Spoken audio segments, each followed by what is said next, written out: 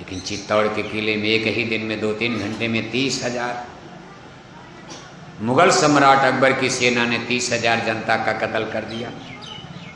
वीर लोग लड़ाई में तो मारे गए, रानियां आग में जल करके भस्म हो चुकी हैं। 30,000 जनता। इतिहास बताता जब बादशाह अकबर ने चित्तौड़ के किले पर कब्जा कर लिया, चित्तौड़ के सिपाही तो लड़ भिड़ करके मर गए। महाराणा उदय सिंह और महाराणा कुंवर सिंह, महाराणा प्रताप, ये लोग देखो उदयपुर की तरफ निकल गए थे, बच गए थे। बाकी उनकी रानियां आग में जल करके जौहर कर लिया। ऐसा इतिहास दुनिया में नहीं मिलेगा। मान लो मुसलमान अगर ले भी जाते दिल्ली, कुछ को रानी बनाते, कुछ को नौकरानी बनाते, दिल्ली में किला महल तो और सुंदर था। ऐसा नहीं कि चित्तौड़ से सुंदर सुविधा खाने पीने की, रहने सोने की। अगर मान लो दिल्ली चली जाती तो उनको खाने पीने की कोई कमी, और सुंदर महल। लेकिन ऐसा इतिहास, उन्होंने जल करके मरना हिटका, उनके साथ हम नहीं जाएंगे। और एक बार नहीं, ये घटना चित्तौड़ में 3 बार हुई है, जिसको जौहर कहा जाता है। पुरुष मर गए, रानियों ने आग में जल करके अपने को भस्म कर दिया। इसके बाद जब अकबर की सेना चित्तौड़ के किले में घुसती है तो हाँ, गरीब जनता अगल बगल की शरण लिया था, उसी में छिपे थे। कुछ बूढ़े थे, बीमार थे, रोगी थे, दुखी थे, औरत थे, बच्चे थे। ये मिलिट्री और सिपाही नहीं, जनता थी। और कई दिन से लोग भूखे थे। चित्तौड़ में अन्न की कमी हो गई, सारी सप्लाई बाहर से रोक दी गई थी, मुगलों ने घेरा डाल दिया, इसलिए किले के अंदर कोई अनाज पानी नहीं जा पाता था। पानी का स्रोत काट दिया गया, अनाज का जाना बंद कर दिया गया। तब लोगों ने निर्णय लिया, भाई अब लड़ना ही ठीक है, भोजन वोजन है नहीं। इतने आदमी को भोजन अब खत्म हो गया कुछ दिन के बाद। महीनों घेरा चला है चित्तौड़ का। अब बेचारे कई दिन के भूखे, लेकिन बादशाह अकबर ने हुक्म दे दिया, इनको भी मार डालो। इतिहास बताता है कि 2-3-4 घंटे के अंदर, दिन डूबते डूबते 30,000 लोग चित्तौड़ के किले में, औरत मर्द बूढ़े जहाँ सब मार दिए गए, जनता भी मारी गई। हमारा मतलब ये है, ये केवल गद्दी और कुर्सी का संग्राम नहीं था।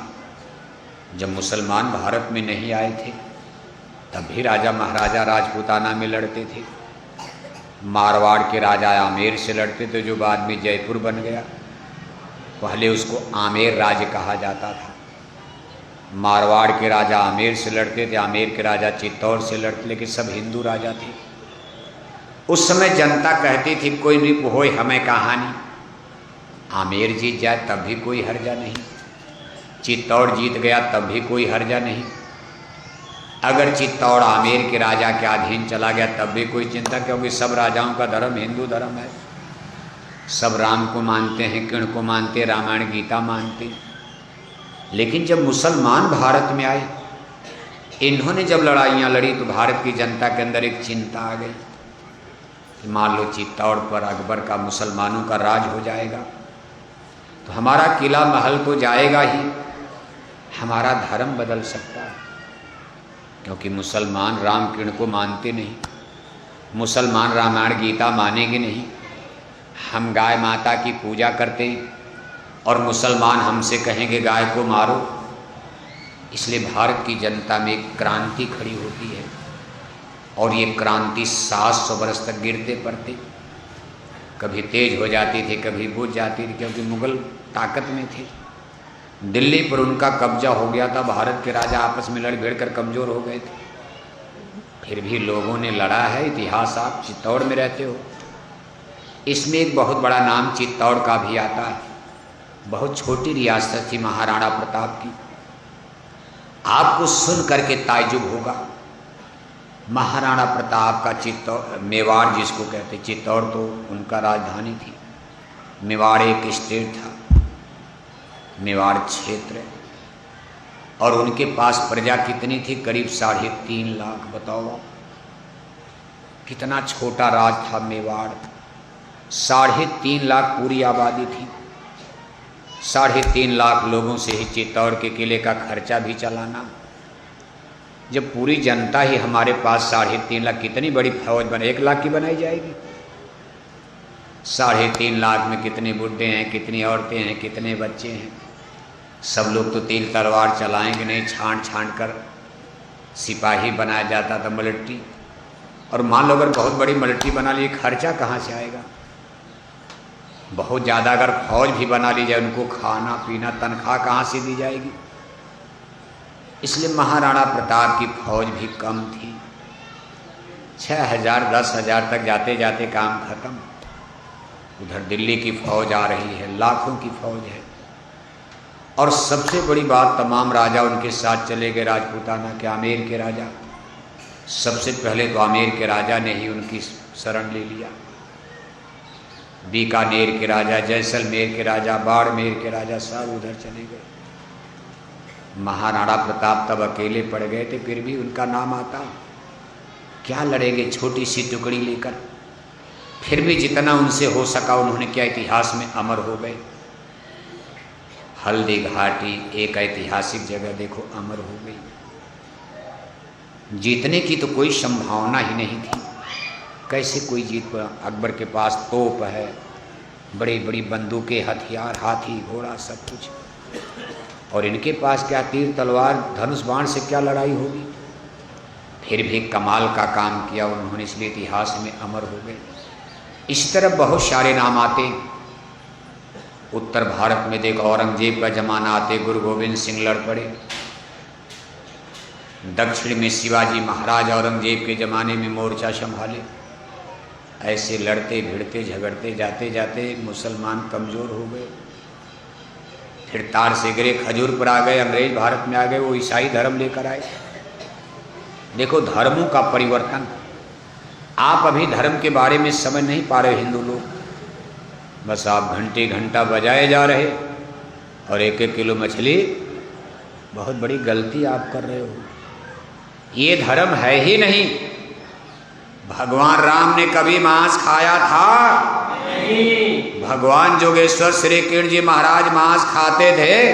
नहीं। रामायण गीता वेद भागवत शास्त्र पुराण में कहीं मांस खाना लिखा है? नहीं। अरे सबकी बात छोड़ो। महाराणा प्रताप जंगल में घास की रोटी खाकर पेट भर लिया, लेकिन मांस नहीं खाए। महाराणा प्रताप शाकाहारी थे, आपको मालूम नहीं है? घास की रोटी खाकर पेट को भर लिया, लेकिन उन्होंने जंगल में बकरी मुर्गी सूअर को मार करके नहीं खाया। भारत के तमाम राजा महाराजा तब शाकाहारी, जनता शाकाहारी थी। इतिहास के विद्यार्थियों को पढ़ाया जाता है कि भारत में लोग युद्ध क्यों हार गए मुसलमानों से। कुछ इतिहासकार एक कारण बताते हैं कि भारत की ज़्यादा जनता शाकाहारी थी और जो मुसलमान बाहर से आए लोग मांसाहारी थे। मांस खाने से उनके शरीर में ताकत ज़्यादा थी। और हिंदू मिलिट्री शाकाहारी, राजा लोग शाकाहारी थे। खीर खाते थे, दूध दही मक्खन घी फल अनाज सब्जी, इसलिए लोग उनके सामने कमज़ोर पड़ गए। ऐसा नहीं है, ये तर्क कोई तर्क नहीं, क्योंकि राम, भगवान राम शाकाहारी और 4 वेद के पंडित राजा रावण राम, क्या राम हार गए? रावण उम्र में ज़्यादा है, शरीर में कितने मोटे झोटे हैं। आज भी रावण आप दशहरा में बनाते हो, रावण को खूब मोटा झोटा बनाते हो। राम लक्ष्मण तो छोटे छोटे बच्चे थे, कम उम्र के, अभी बचपन था, और शाकाहारी थे। लेकिन जीत कौन गया? शाकाहारी जीत। भगवान कृष्ण शाकाहारी और सगे मामा कंस मांसाहारी, लेकिन गेदे की तरह लुका दिया और पटक पटक के मार डाला सगे मामा को। ऐसा नहीं है कि ऐसे शाकाहारी से कोई हार जाएगा। जब भी विजय हुई है शाकाहारियों को ही है। शाकाहारी धर्म संसार का सुपर रिलीजियस सिस्टम, इसको अगर आप इनकार करोगे तो धोखा खा जाओगे आप। ऐसा माना जाता है जब दुनिया में मांसाहार बढ़ता, हिंसा हत्या, तो समझ लो धर्म का पतन हो रहा है। इसी को रामायण, आप रामायण पढ़ते हो ना, अब हिंदू हो तो रामायण तो पढ़ते ही हो आप। रामायण क्या कह रही? कहा जब जब होई धर्म की हानि, बाढ़े असुर महाअभिमानी, करें अनीति जाई ना बरनी, सीधे विप्रधेन सुर धरनी, बाढ़े खल बहु जोर जुआरा, जे लंपट पर धन परदारा, माँ नहीं मात पिता नहीं देवा, साधुन ते करवावें सेवा, करें मोह बस द्रोह परावा, राम कथा सत्संग न भावा, जिनके यह आचरण भवानी, ते निश्चर समझानो प्राणी, तब तब धर प्रभ मनुष्य शरीरा, हरें कृपा ने सज्जन पीरा, असुर मारी थापन शुरन, राखें नुसृत से तक, जग विस्तारह विसज्जस राम जन्म का। रामायण ये कह रही है कि जब जब धरती पर धर्म का पतन होता है, पतन का मतलब जैसे धर्म डूबने जा रहा, मालूम पड़ा कि धर्म की नाव डूब जाएगी, नहीं बचेगी, तब इसको बचाने के लिए धरती पर कौन जन्म लेते हैं? कौन आते हैं? कौन आते हैं? कहा भगवान खुद, तब तब धर प्रभ मनुष्य शरीरा, मनुष्य शरीर में भगवान खुद ही जन्म लेते हैं, दौड़े दौड़े आते हैं। इसके माने जब धर्म की नाव डूबने लगी, आदमी के बस की बात नहीं बचाना, क्योंकि जब जब धर्म की नाव लड़खड़ाई है, डूबी है, ये धरती पर स्वयं भगवान ने जन्म लिया। ऐसा नहीं कुछ ऋषि मुनि नहीं थे, वशिष्ठ विश्वामित्र ऐसे ज्ञानी पुरुष धरती पर मौजूद हैं, लेकिन धर्म को नहीं बचा पा रहे। राजा दशरथ ऐसे चक्रवर्ती सम्राट मौजूद हैं, लेकिन धर्म की नैया को नहीं बचा पा रहे। भगवान को धरती पर जन्म लेना पड़ रहा। कहा व्यापक ब्रह्म निरंजन, निर्गुण विगत विनोद, स्वयज भक्ति प्रेम वश, कौशल्या की गोद। सरजू नदी के पावन तट पर अयोध्या में, अवधपुरी में राजा दशरथ और कौशल्या की गोद में व्यापक ब्रह्म निरंजन ने अवतार लिया, जन्म लिया। उस समय भगवान को व्यापक ब्रह्म निरंजन कहा जाता। ये भगवान का बहुत पुराना नाम है, व्यापक ब्रह्म निरंजन। राम नाम तो बाद में, अब राम जन्म लेंगे तो एक नया नाम पड़ गया भगवान का, लेकिन जब भगवान ने जन्म लिया तो उनको व्यापक ब्रह्म निरंजन उस समय। आज भी जोगी लोग गाते हैं कि भजो रे मन अलख निरंजन नाम। ऐसा नहीं कि भगवान कोई 10, 20, 50, 100 होंगे, एक ही भगवान। राम एक अनिया नामा, ब्रह्म एक द्वितीयो नास्ति। जैसे आपका भी कई नाम रख दिया जाता, लेकिन आप तो एक ही रहोगे। ऐसे ही भगवान का हिंदी, अंग्रेजी, उर्दू, फारसी में दुनिया ने जितनी भाषा, अलग अलग नाम, लेकिन परमात्मा almighty super power creator Kartar, इस जगत का रचयिता, जगत को बनाने वाला परमेश्वर एक ही है। सबने इस बात की स्वीकृति, सबने इसको सपोर्ट किया है, मान्यता दी है। कहा ब्रह्म निरंजन भगवान देखो धरती पर जन्म ले रहे। उन्होंने धरती पर जन्म लिया, इसीलिए कहा भाई धर्म की रक्षा आदमी के बस की बात। कहा ये काम नहीं इंसान का, ये काम है, कहा आदमी के बस का ही नहीं, कोई धर्म को बचा लेगा। चाहे कोई कितना बड़ा प्रधानमंत्री हो, मुख्यमंत्री हो, कितना बड़ा ज्ञानी हो, विज्ञानी हो, धर्म की रक्षा के लिए भगवान को आना पड़ता। भगवान देखो आए, ये पहला भगवान का अवतार हमारे धर्म में प्रूफ प्रमाण, यानी मनुष्य के रूप में प्रभु ने आकर के संसार में धर्म पे पहला प्रमाण मिल रहा। जिस समय भगवान राम ने धरती पर जन्म लिया, उसे धर्म के लिए खतरा किससे है? धर्म की नाव को कौन डुबा रहा? जोर से बोलो। हैं? अरे दसवीं दशहरा में किसका पुतला जलाते हो? हैं? रावण मुसलमान थे? रावण ईसाई थे? रावण यहूदी थे? रावण सिख थे? रावण के लिए रामायण में लिखा, देखो रामायण में लिखा, पढ़ो रामायण। उत्तम कुल पुलस्त कै नाती, शिव बिरंच पूजय बहु भांति। वेद ज्ञान उत्तम कुल पाया, तापर रावण असुर कहाया। रावण उत्तम कुल, उस समय हमारा समाज 4 भागों में डिवाइड हो चुका था। ये लाखों बरस पहले की कहानी, आज की नहीं, अंग्रेजों के जमाने की नहीं है। ये महात्मा बुद्ध के समय की बात नहीं है। ये महावीर साहब कबीर नानक के जमाने की बात नहीं, बहुत पीछे चलोगे।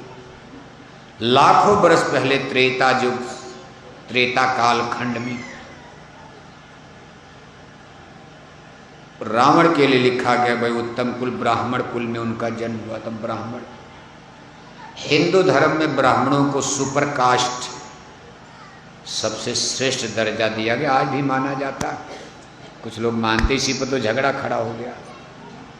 अब तो कुछ लोग कहते हैं भाई ब्राह्मणों ने ही सब काम बिगाड़ दिया। सबसे बड़े थे तो बड़ा काम करना चाहिए था, गड़बड़ करोगे तो मालिक को ही तो कहा जाएगा, जो घर का जिम्मेदार होगा उसी को तो कहा जाएगा।